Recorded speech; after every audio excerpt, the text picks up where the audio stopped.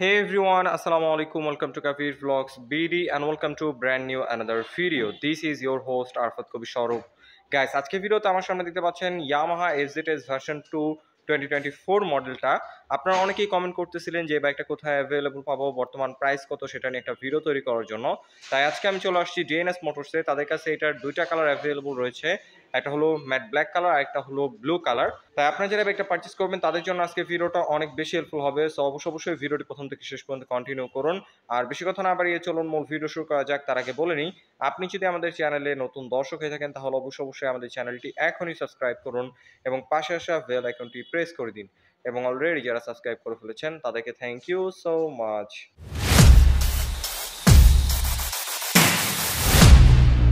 Alright guys, আপনারা যারা বাইকটা পারচেস করবেন তাদের সুবিধার্থে সর্বপ্রথম এটা স্পেসিফিকেশনটা শেয়ার করি। চলে আসে এটা মেইন পার্ট ইঞ্জিনে। এটা হলো 4 stroke single cylinder 2 valve air cool FI SOHC 149 সিসির ইঞ্জিন, যার থেকে ম্যাক্সিমাম পাওয়ার প্রডিউস হয় 13.2 পিএস 8000 আরপিএম, আর যার ম্যাক্সিমাম টর্ক প্রডিউস হয় 12.8 নিউটন মিটার 6000 আরপিএম। এই সেগমেন্টের মধ্যে যথেষ্ট পাওয়ারফুল একটা ইঞ্জিন পেয়ে যাচ্ছেন। আর এটা আগের ভার্সনের মধ্যে রাখা হয়েছে ইঞ্জিনটা, এর মধ্যে কোনো প্রকার পরিবর্তন পাচ্ছেন না। অনেকেই ভাবতে পারেন যে BS6 আপডেট করা হয়েছে কিনা, না, এটা BS4 রয়েছে। আর engine performance, throttle response, ready pick আপনারা খুবই ভালো পাবেন।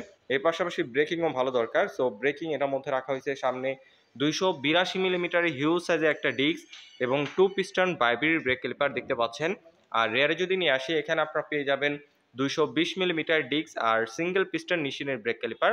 এখানে কোনো প্রকার ABS অথবা CBS এর অপশন নাই, কিন্তু যেহেতু সামনে এবং পেছনে বড় সাইজের ডিস্ক রাখা হয়েছে আর বাইব্রি আর নিশিনের ব্রেক ক্যালিপার রাখা হয়েছে, সো এটা ব্রেকিং কন্ট্রোল আপনার খুবই ভালো পাবেন। আপনারা যখন ওভার স্পিডে হার্ড ব্রেক করবেন টায়ারটা আপনার স্কিড করবে না খুব সহজে। আর টায়ারও খুব ভালো ব্র্যান্ডের রাখা হয়েছে, খুবই ওয়াইড টায়ার রাখা হয়েছে। এখানে আপনার C8 এর 100 সেকশনের টায়ারটা পেয়ে যাচ্ছেন সামনে। বিশেষ করে নতুন এই ভার্সনগুলোর মধ্যে রিমের কালার কম্বিনেশনের সাথে রিমে খুব সুন্দর স্টিকার করে দিছে দেখতে পাচ্ছেন, এবং FZS মেনশন করে দিছে। আর রেয়ারে যদি নিয়ে আসি, এটার টায়ারটাও খুবই ওয়াইড রাখা হয়েছে, 140 সেকশনের C8 এর টিউবলেস টায়ার রাখা হয়েছে। সো আপনার খুব কনফিডেন্টভাবে কর্নারিং করতে পারবেন, হার্ড ব্রেক করতে পারবেন, আপনার টায়ারটা স্কিড করবে না। টায়ার গ্রিপ এবং ব্রেকিং কন্ট্রোল খুবই ভালো পেয়ে যাচ্ছেন এটা থেকে। এর পাশাপাশি সাসপেনশন নিয়ে যদি কথা বলি, সাসপেনশনটা এটার মধ্যে খুবই ভালো রাখা হয়েছে। লাইক ইউএসডি সাসপেনশন যেরকম মোটা হয়, সেম সাইজের সাসপেনশন আপনারা টেলিস্কোপ আকারে পেয়ে যাবেন। এবং এটার রেয়ার সাসপেনশনটা পেয়ে যাচ্ছেন আপনারা 7 স্টেপ অ্যাডজাস্টেবল মনোশক সাসপেনশন দেখতে পাচ্ছেন। এখানে 7 স্টেপ অ্যাডজাস্টেবল মনোশক রাখা হয়েছে। তাই যাদের হাইট নিয়ে একটু প্রবলেম রয়েছে, হাইটের সাথে এই সাসপেনশনটাকে অ্যাডজাস্ট করে খুব কমফোর্টেবলভাবে আপনারা রাইড করতে পারবেন।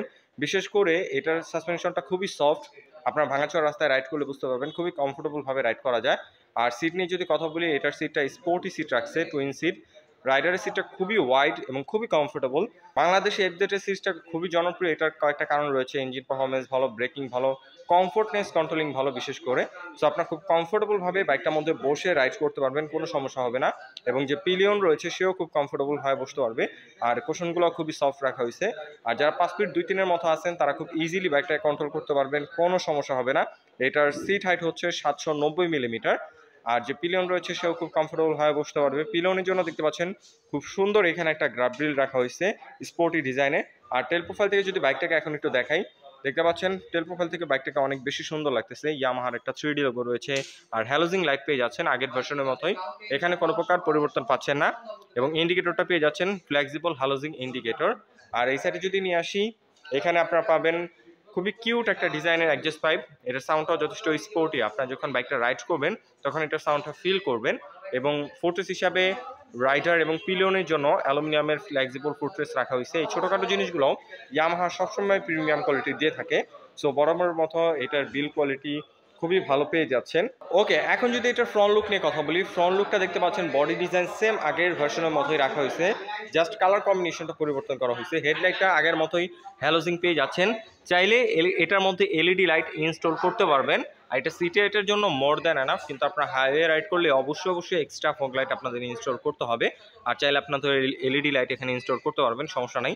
আর এখানে হ্যালোজিং ইন্ডিকেটর পেয়ে যাচ্ছেন পিছনেরটার মতোই।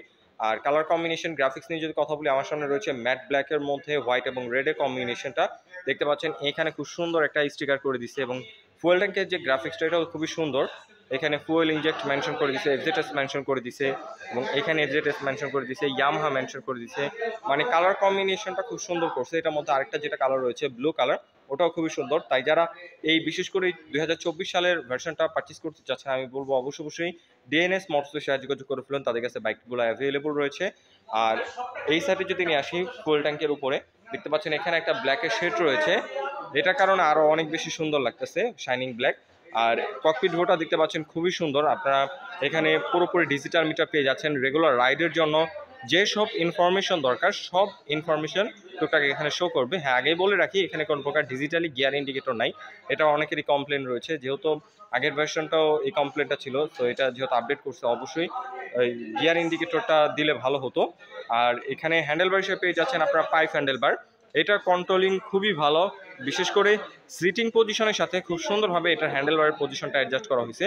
সো আপনারা যখন অনেকক্ষণ বসে রাইড করবেন খুব সহজে হ্যান্ড পেন বা ব্যাক পেন হবে না, আপনারা খুব কমফোর্টেবলভাবে বসতে পারবেন। আমি বারবার মেনশন করছি যে এটার কমফোর্টনেস কন্ট্রোলিং খুবই ভালো।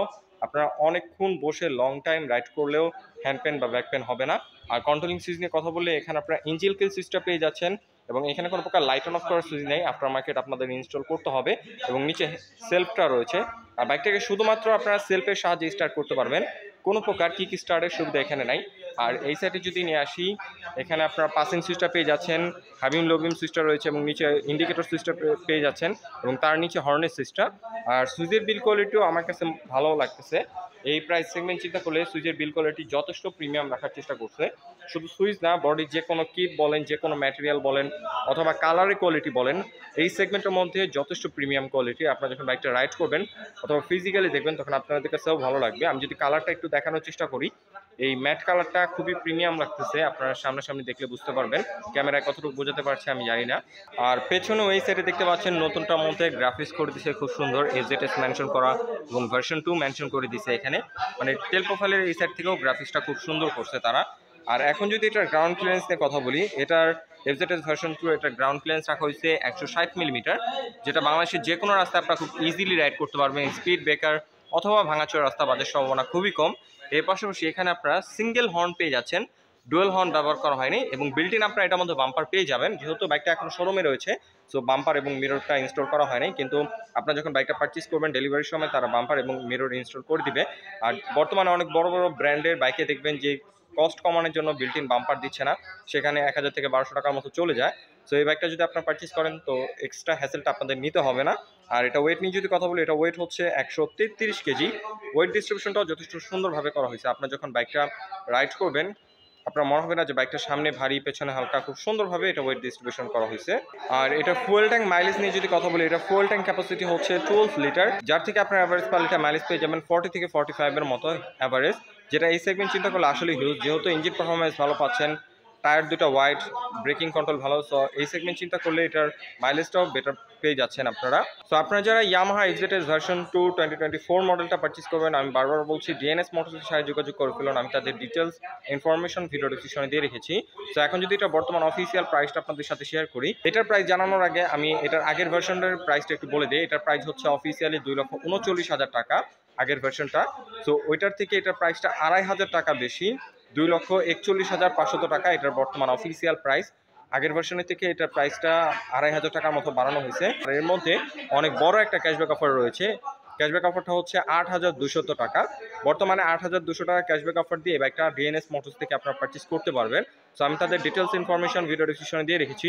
সো আই হোপ আজকের ভিডিওতে বাইকটা সম্পর্কে আমি আপনাদের ডিটেলস ধারণা দিতে পেরেছি। যদি ভিডিওটা ভালো লেগে থাকে তাহলে অবশ্যই ভিডিওতে একটি লাইক দিন। পরবর্তীতে কি নিয়ে ভিডিও দেখতে চান তার জন্য অবশ্যই একটা কমেন্ট করুন এবং আমাদের চ্যানেলে নতুন দর্শক হয়ে থাকলে অবশ্যই আমাদের চ্যানেলটি এখনই সাবস্ক্রাইব করুন। সো আজকের মতো আমি এখানে বিদায় নিচ্ছি, দেখা হবে পরবর্তী কোনো ভিডিওতে। সে পর্যন্তই ভালো থাকুন, সুস্থ থাকুন, আসসালামু আলাইকুম।